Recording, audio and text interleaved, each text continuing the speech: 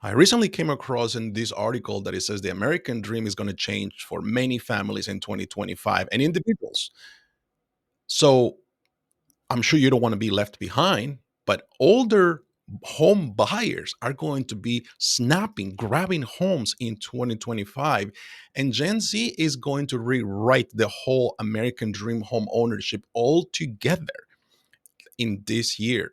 If you've been thinking about buying a house this year, whether it's a bigger house, downsize, whatever you decide to do, this is the video you want to watch because I came across this article that is going to leave you with your mouth open. Yep. So let's dive right in. It's been a tough year for home buyers who faced high prices, elevated interest rates, and limited inventory. Let's start with the question that is on the minds of certainly anybody who is in the housing market as a buyer. Is it going to get any easier to buy a house in 2025? Well, unfortunately, I don't think so. And this article actually has a lot of good content that I think it is worth dissecting. And here's where is my take is going to be. It's going to be challenging for certain buyers, especially if you are in the lower bracket price points of buying a house. First time home buyers entering the market, it's going to be very tough. But I think overall it's going to be an interesting year for the housing market. For sure, there's going to be more inventory and probably won't be as competition will be as tight as it has been in the past. But who knows? All that can change if a new administration makes drastic changes when it comes to the affordability. And we're talking about the interest rates. Inflation continues to be stubborn. Interest rates have been pretty high for the most part. But I think that you will also see some great opportunities. Now, this all can be challenged too because the tariffs the new administration will impose may also change certain things for certain demographics and certain buyers, especially when it has to do with new constructions. I won't cover all of them, but I'll definitely leave the link below here so that you guys can take a look at this. But prediction number one says that home prices will go up by 4% in 2025. Says that we expect the median US home sales price to rise steadily throughout 2025, ending the year at 4% higher than it was in 2024. Prices will rise at a pace similar to the second half of 2024 because we don't expect there to be enough new inventory to meet demand. Rising prices are one factor that will keep home ownership out of reach for many Americans, leading some to rent instead. So, as you can see here, Q4, definitely Q3 and Q4 of last year were very interesting. And then, of course, now you see the prediction that this will be a very steady 4% increase. As I said, I think this is all has to do with the new administration, the fiscal responsibility and policies implemented by them. This is something that we all will have to look into it just to make sure it's all working out. So point number two here talks about mortgage rates will remain near 7%. I think that is probably going to be the case at 7% is going to be kind of like the new average. Forget about the 3s and 4% everybody's been wishing or that the market will crash. There is no such a thing is going to happen in 2025. The job market is super healthy. The demand is extremely healthy right now. Builders cannot keep up with the demand. People, in some cases, some buyers are buying more than one property. What I mean by that is they're buying investment properties, they're building a portfolio. So that's just leaving less opportunities out there. And if you remove all the condo market, just for example, here in Montgomery County or the Washington metro area, by you removing a lot of the condo from the inventory, it's really very limited what it's available.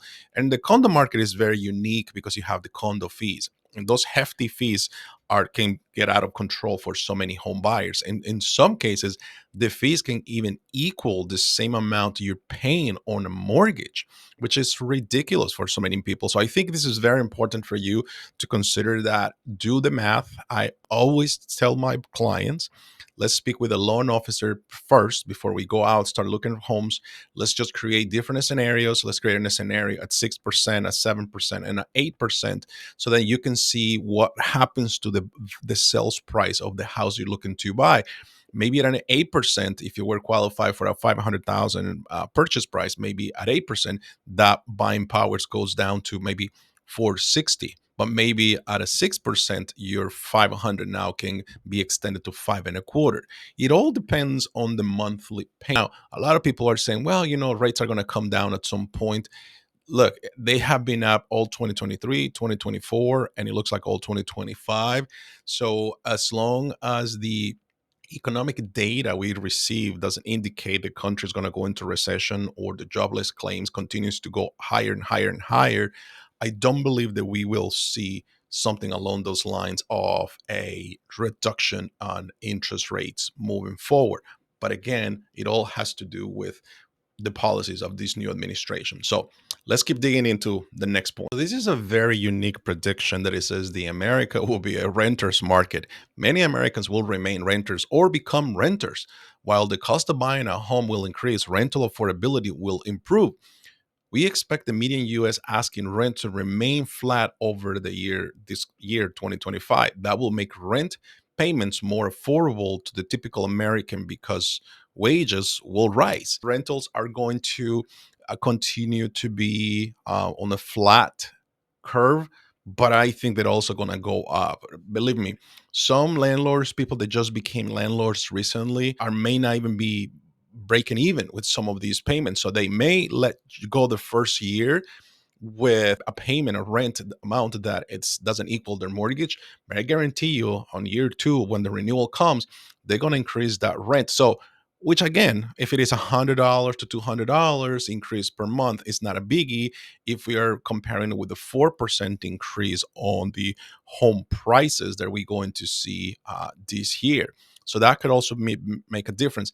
Even if you're going to be renting a house, please do me a favor and do your math. Look at everything you can just to make sure that you're doing your due diligence. So, being a renter is a nice thing. It removes all the responsibilities of the maintenance of a property, but you still have the financial obligation. So make sure you're doing your due diligence. But before we move to the next point, let's just dig in right now what's happening in the rental market here in Montgomery County, just to have an idea. So this is a overview of what is happening in the rental market. This is one of the areas that I do business in Montgomery County, and just looking at different rental places right here, right now. So, you have places like this, a townhouse that you can potentially rent for $3,500. This is a 3 bedroom, three baths, about 2,000 square feet for a townhome. That's not bad. Now, this house probably will be selling on the market. If this would be something for sale, I will say probably in the 550s to six and a quarter, maybe 650, depending on the condition. Of course, a mortgage payment with a 10% down on that will not equal this amount. It will be much higher. Let's look at this other one. Okay, this other one is renting for 3,500, 3 bedrooms, three baths, 1,700 square feet, and this is a beautiful unit that is also a newer construction that is for rent. Okay, and then there's different things, apartments for about two, and the criteria is 2 bedroom, minimum two full bathrooms. So definitely you start to see some prices here to go. This is 3,595, 2,100 for a condo, another condo for 2,250, another townhouse for $2,800. So definitely you see a lot of different prices here. This one is for $2,700, 3 bedrooms, three full baths. Look at this one, 1,300, and it looks like it's all kind of like original. So definitely something to think about. Do your math, do your research before you commit to rent. Okay, this is a prediction that not necessarily will apply here to my area in Montgomery County, Maryland, but this is something that definitely it is making it to the news more and more for different reasons. Number one is disasters are going to happen, whether you live on a coastal area like Florida, Delaware, Ocean City, Virginia Beach, and so on. You are going to have those natural disasters. It's just going to happen. And states like Florida, of course, parts of California and Texas definitely are not going to be the exception. Now, let's take a look at these places. It says Hurricane Helene and Hurricane Milton were a turning point for many middle and lower income in Florida. So here's the thing that is happening with this. Home buyers are having a huge increase on their insurance policies. Just their premiums are just going through the roof, especially in places like Florida. Some companies are even abandoning the states. They're like the insurance companies just shutting down operations in certain states where their losses are just through the roof. So that is number one thing that you have to take consideration. Number two is because of the deferred maintenance from HOAs and condo associations. Also, condo associations and HOAs are being forced to increase their fees. Me, for example, when I bought my place, I was only paying about $90 on HOA. That was back in 2008. Now I'm paying a month. Now it's probably costing me like $165 a month to have an HOA. And I'm not saying HOAs are not good. I leave it up to you, but let me know in your comments, what do you think about homeowners associations or condo fees? Do you think we need them in America, or we should just get rid of them? But let's just go back to my point here is that we just, they do their job. I think it's decent what they do. It's worth what I'm paying. Probably not, but I know the cost of everything around here has gone through the roof. But this is very important to you to know that not only remember the mortgage payment has the principal, the interest, the tax, and the insurance. The variables on this is going to be your taxes and insurance. Your principal and your interest will remain the same if you choose to go with a 30-year fixed program or loan. Now, HOA or condo fees are another variable that people are not considering. So some home buyers are buying these, especially first-time home buyers buying this first home. They think they got everything they want and it is the most beautiful thing. And what they're finding out is that a year later, their taxes, their insurance, the HOA or condo fees are going up. So you got to be careful with that. Pay attention to the financials. When you're receiving what is called the resale package that it comes from a homeowners association, they should by law give you a disclosure of their financials. And that tells you how healthy their finances are with this association. So pay attention to that number. It's very important. Let's make sure they have good reserves in the event something happens or big repairs are needed. Any of there's going to be any special assessment, inquire about the special assessment. What kind of things are they going to be doing? Is it going to be paid a one-time fee? Is it going to be paid over 12 months, 24 months, 36 months? It all depends. If you are in a high rise and they have to replace all the windows, imagine that's going to be a very intense project. It has to be probably subsidized through a period of time.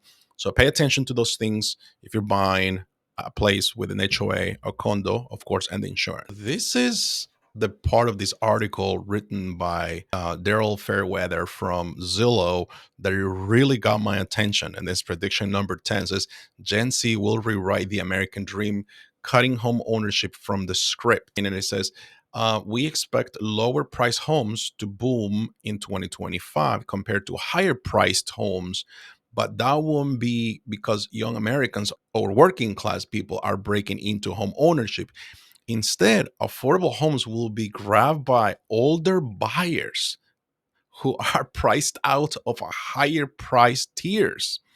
Gen Zers, meanwhile, will keep living with family or renting until they turn about 30, opting to build wealth in other ways. So you see, it used to be believed that we will build wealth through acquiring real estate and some other assets. But if the case of these people are going to skip this is going to be crazy. There was another video that I did before that when I talk about what's the average amount of money somebody pays before they become a homeowner and rent, and it was somewhere around close to $300,000. And most people are buying homes now in their 30s versus their 20s. Now, there's always that good, responsible father or mother or parents that went ahead and bought investment properties for the kiddos. And when they either graduated, they went ahead and bought it back from the parents or used that to pay for college or whatever it is. But then that's some of the people that will be benefit from the investment parents did for them. But that was a long time ago. Those investment properties were bought 20, 30 years ago. But in this case, this is actually going to rewrite the way home ownership is going to look like in America. And that's a way kind of concerning me a little bit because it means that Gen Zers are going to stay with parents a little bit longer, share the cost of living with homes. But these older buyers that are grabbing to buy affordable homes, they can afford a bigger house on the upper tiers. But because prices have gone up like crazy, they're now going to start grabbing these homes, which is going to remember, and these older buyers have equity on their homes, that maybe they own something, or they've been building, saving into the stock market and so on, so they have the resources. Versus the Gen Zers, are some of them maybe graduating with student debt, some of them don't have the capabilities to purchase a house. So this is very interesting. And forget about, like, those grants that some states and local areas, like here in Montgomery County, you can apply for a $25,000 grant that will be forgiven after you living in the house for 10 years. I think those people don't have a choice other than moving completely out of the suburban areas into more of a rural America, where no one wants to go there. But a Gen Zer doesn't want to drive to commute to work an hour or 2 hours every day just to live far away, just more affordable. Just all that money is going to be eaten into the gasoline, the car maintenance, the meals they're going to have to buy, the Starbucks coffees, and all those things. So it's very interesting how all this is playing around. But this is one of the reasons why I wanted to bring to you this article, because it's very interesting. Let me know in the comments, what do you think about, if you are a Gen Z, let me know, what do you think about this? And do you think this is real? Do you think this will impact you or not? Let me know in the comments. And as always, I'm here, Robert Garcia, your host, to help you understand the raw market trends and help you navigate into move up and easy living tips. Thank you for watching my video. If you find any value in this video, do me a favor, give it a thumbs up. And if you really want to see more content like this, don't forget to subscribe. Just click that subscribe button, and the bell will alert you every time there is a new videos to come out. Thank you, everybody. I'll see you in the next one, and happy new year.